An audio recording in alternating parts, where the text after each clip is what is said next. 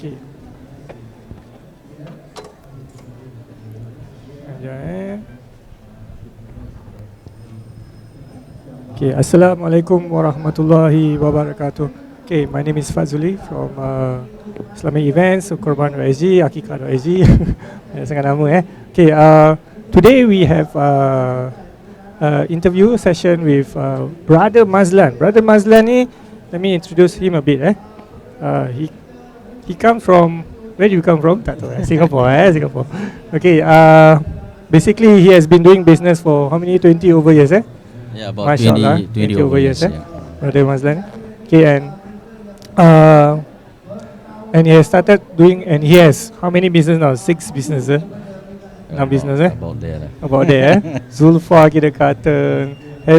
People know him from Hazom International, and he is one of our partners who bring in the Qurban Australia. So this is today's session. We want to discuss how is it possible that the meat can come to Singapore, and why is it only from Australia? So we have all these kind of pondering questions and wonder how is that possible. Okay, let me just check the streaming here. Is it out yet?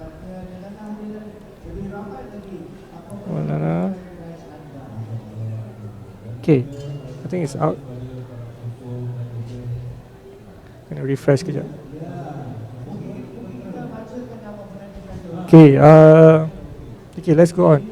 Okay, nak tanya, when did you actually started doing korban? Bismillahirrahmanirrahim.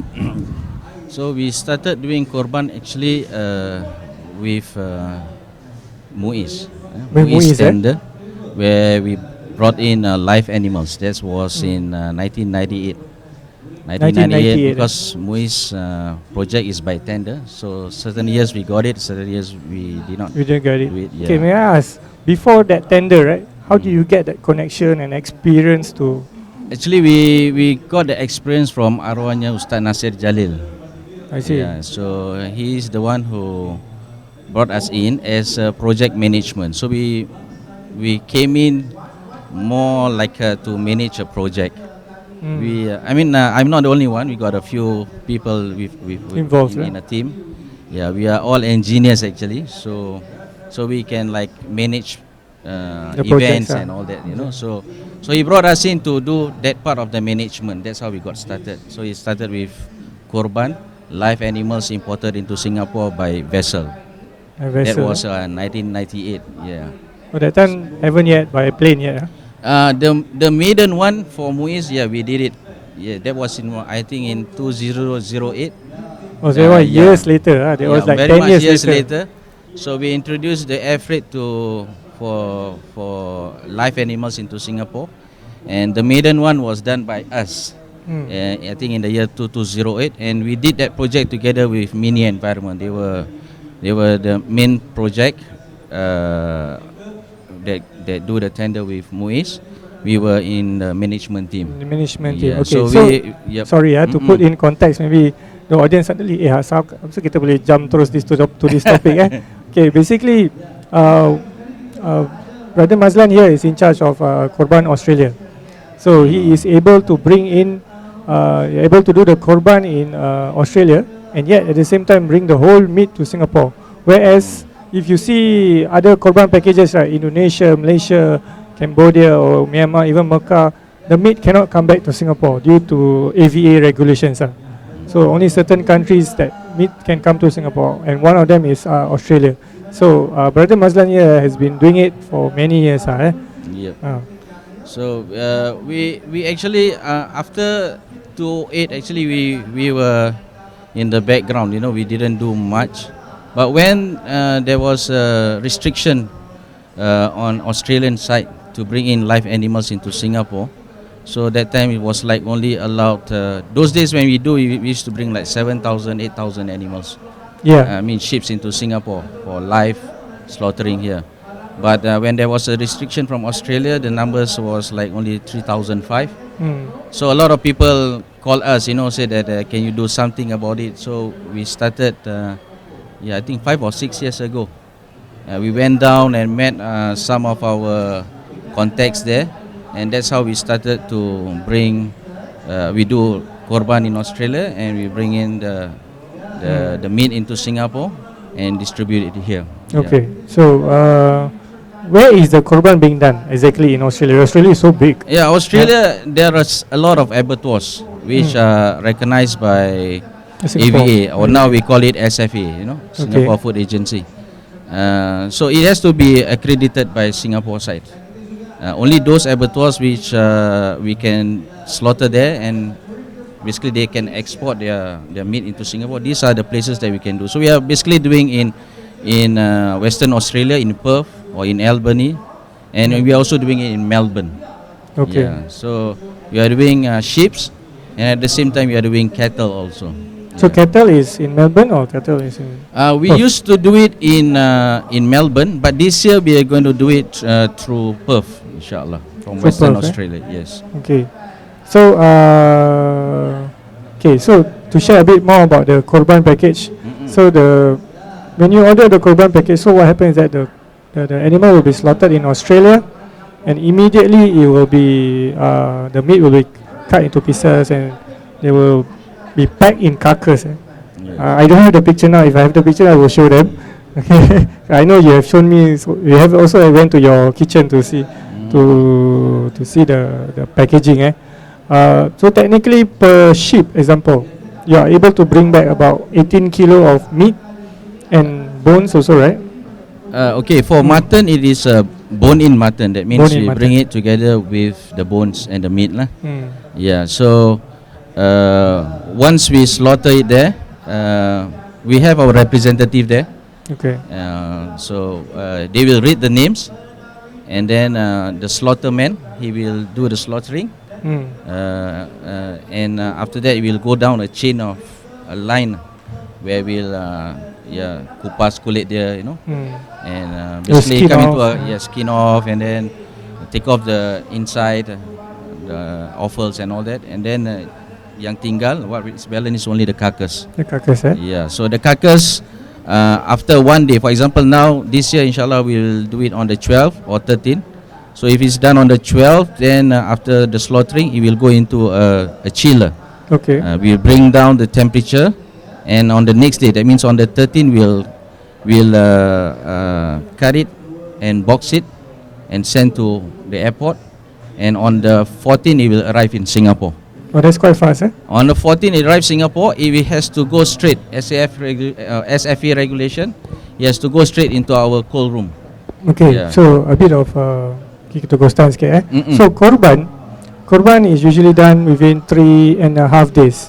Okay, usually Aidul Adha, after Salat Aidul Adha, all the way to the third Tashriq day before Asar. So Qurban is done within this time period. Otherwise, it won't be called Qurban anymore. Yep. It will call something else, right? The sadaqah and stuff like that. Okay, so for them, for this year, particularly this year, because Aidul Adha falls on a Sunday. Okay, in Australia, what's the regulation on Sunday? People don't work on Sunday. People right? don't work on Sunday. Yeah, they can work, but we got to pay them double, So Sure. yeah, so it's not going to be possible to And do the that. cost will So be too we'll high, just do the slaughtering on the 12th. So Yeah, because of the big numbers, that's why we are doing on 2 days. So on the 12th and also on the 13th. Yeah. So basically, we don't have to go to on the third day this year, inshallah. So alhamdulillah, so they only slaughter. They will. Okay, if you are asking us when they will slaughter, so it won't be done on Aidul Adha. It will be done on the second day. So inshallah, I think for Australia it's like finished. They can slaughter 1,000 goats in. The abattoirs, they do like 3,000, 4,000, sometimes 5,000, and during Qurban, sometimes up to in 6,000. half a day, In Okay. one day. One day. Yeah, they start like at 6 or 6:30, Oh, after and they subuh will straight away. finish about 4:30. Yeah. Ah. So yeah, like one sheep is slaughtered Usually, in okay. 5 So seconds. a bit of sharing. I know Yeah. most public cannot go into the abattoir, right? Because Yes, it's you- a restricted yeah, area. in our case, we are not able to see all the slaughtering like in Indonesia or wherever Malaysia. You cannot even see because of the human rights issues and stuff like that, right? So everything is done indoors, closed door, but your names will be read, and Yes. and the slaughtering is done properly. And for abattoirs, they have very systematic. Immediately they slaughter, they will be hanged and stuff like that, right? So okay, apa ni nama dia? I lost my thought. So okay, what was that a question I want to ask? Okay, okay. So for those who wants to get the Qurban meat, okay, this is the only option technically you can get through for Qurban Australia. So I know some of you want to make for your own kenduri, for your own events. So so usually, how many? What's the portion of meat that people will share with, take for themselves? And because the meat, 18 kilo of meat is a lot. No? I think most of you cannot even fit your fridge. Right? No? I've seen it so big, 18 kilo. So what do you do when the meat arrives in Singapore? So okay, like I said just now, when it arrives in Singapore, we have to put every carton into a cold room, into a cold stores. For us, our meat goes into NCS in Jurong, and from there, the SFA inspectors, they will come and inspect the meat. Only after their inspection, then we are allowed to take it out for distribution. We need to take it out to sort according to the names. You know, every person will have a slaughter number, so we have to like sort that out, take those cartons out, and then put them into the days which they are supposed to be delivered, or they are coming to collect from our place. And then yeah, that has to be arranged. We will take it out, sort that out, and then the customers will get their carton boxes from there. So what we do actually when the animals are being bought in Australia, we buy them in big numbers. You know, it's not like buying one, two, buying them in a big quantity. So there's a range. So sometimes you might get your animal a little bit smaller in size, like maybe 14, 15, but some will get it like 22, 24, some get like 28. So currently we just average it out. So average is about 18. Average is 14. But we do some sort of selection. Like this year, if we were to slaughter it on the 12th, and then on the 11th, on the Sunday, yeah, the stockist, we can go in on the 11th and we can do the selection, you know. So if it's not me, then my representative will be there. So Brother Mazlan, you are going to fly this year, fly into He's flying, coming in on the 11th, straight away to the abattoir and do the selection on the 11th. And early on 12th, we'll be doing the slaughtering. Yep. Okay. Yes. So 18 kilos is about average, you know. So we will cut it into smaller pieces, or some of them they want special cuts. They want to do barbecue and all that. Yes. Then we will cut according to the request. Otherwise, it will all be curry cuts. Okay. About 1 kilo, 10 pieces, something like that. Yes. I see. So maybe for you guys, you want to have a certain type of cuts, you can actually, how is going to work? Okay, when after the meat arrives in Singapore, their admins will start to call you, right? They call you and confirm with you, okay, can we deliver on certain dates, and what type of cuts do they want, right? So they will help them to cut a bit. Actually, the moment we get the names from your side, we will put them, because there are many participating agents in Singapore. And we are just one of it. Yes, like the mosque or the institution or individuals. So we put the names together and then we sort them into their areas. That means in Tampines or in Bedok, in Jurong. And from that, we'll call the customers. We call all the participants and tell them that, hey, we're going to send your meat on these dates, or you can collect your meat on these dates. Are you agreeable? So if they are agreeable, if not, then we'll change it according to the dates that they want. And from there, we will generate the slaughter list. The slaughter list, there's a number 1, 2, 3, and it will correspond to the name of the participant. This number is the one that will go along on the boxes, and we send or deliver to their houses. So that's how we actually do it. So before even we will generate the slaughter list. Once we get it from your side and confirm the areas that we are going to send, that's how the slaughter list will be generated, inshallah. So also the schedule based on the based on the schedule, the movement of the lorries. That's why we'll do the scheduling first and get confirmation, Okay. And once it's confirmed, that's where we put the slaughter number. Yes. So every number will correspond to a name in an area I according see. to day where, because there's a lot. It's a big number, you know. Yeah. So we can't process everything in one day.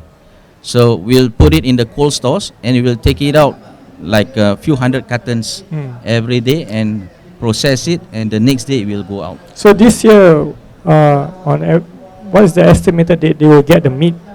Okay, because of the new ruling from SFA, Singapore Food Agency, we have to get clearance from them first. It used to be that we clear all this in the airport itself. I see. But now because of the new regulation, they are coming to our cold stores. So we have to wait for them to come, and hopefully the dates which are given and will be closed. That means if we clear it on 14, then we call them on the 15. So hopefully if it can clear on the 15, that means 16 onwards we will be able. Otherwise if there's a delay one day, then it's 17. Okay, so as you can see, it's not that simple, right? On the back end, people will say, I want to order the meat and get the meat. That is on a consumer side, Yes. But on the business level or the organization level, there are these delays that maybe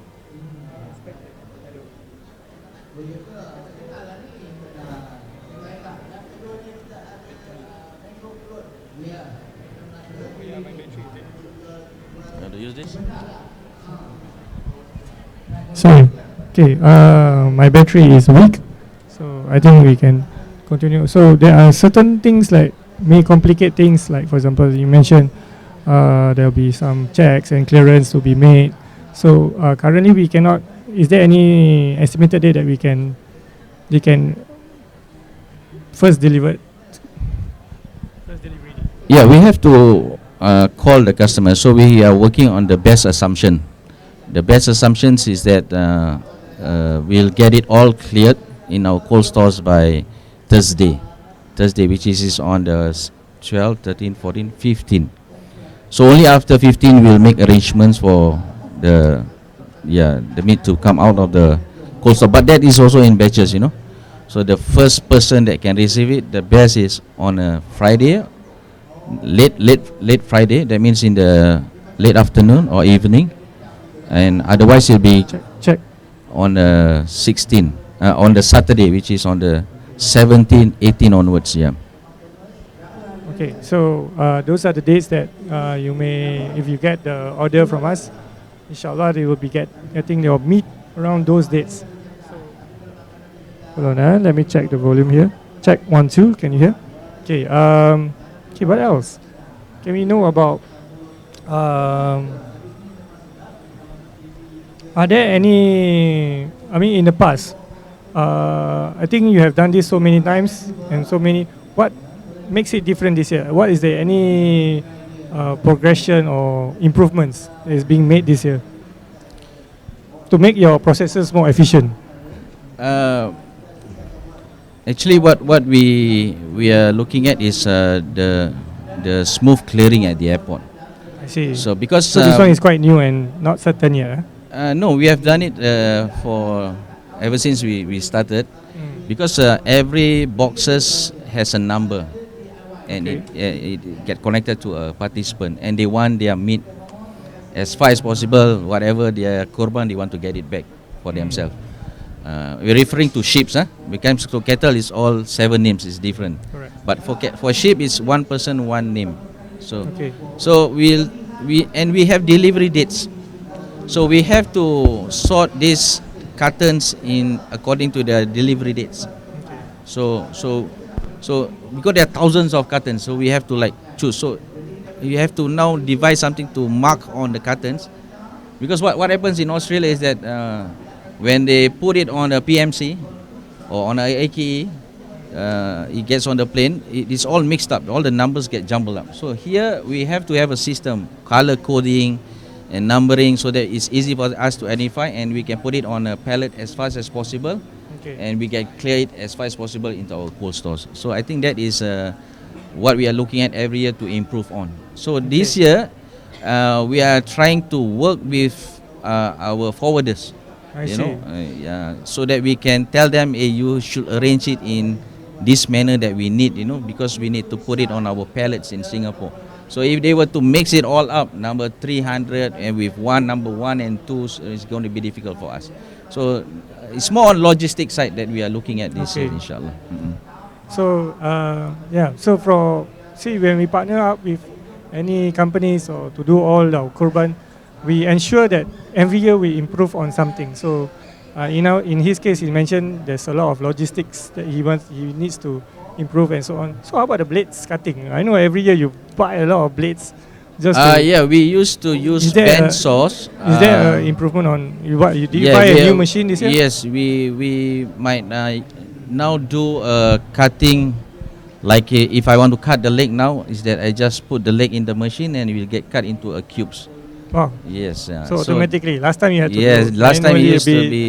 Yes, whatever the customer wants, we used to cut it with a bandsaw. It takes a little bit of more time. So don't mind asking, what Mm-mm. kind of investment are we looking at when we purchase this kind of machine? 20,000, 30,000? No, not so much lah. Not so much. Not so much. Yes. But still quite a significant amount. We are trying out a Because new the machines. maintenance and so on. Yeah, so that we can do it in a faster way, time. You know, so less time in processing. Mm. And because the part on the logistic to put it into delivery dates, delivery times, and delivery hours, I think that is also the last part which is most challenging. So Okay. so we try to reduce on the operation side and focus now more time into these things so that things will be delivered more organized. Mm. Okay. Okay, Alhamdulillah. Mm. Okay, I think, is there any last words? Yeah, maybe you might want to know about the distribution. Yeah. Yeah, yes. So what happens to the meat is that sometimes people ask for 1/3 or 2/3, right? Mm. And then the balance goes to be distributed, entrusted upon us to be distributed to the deserving parties in Singapore, right? So what we do is that we collaborate with a few organizations like Darul Arkam. I see. They have their beneficiaries, Mm. right? So we do like with Hira Society, even MKAC. They have a list of names and addresses. So we'll send the meat. Not only the meat, sometimes we send with groceries, in fact groceries, and we send to their houses. And a few other agents that have beneficiaries, we will give it to them and they will deliver to the houses, deserving houses who needs the meat. And we also do a program. I mean, we do this infaq program, Yeah. infaq groceries.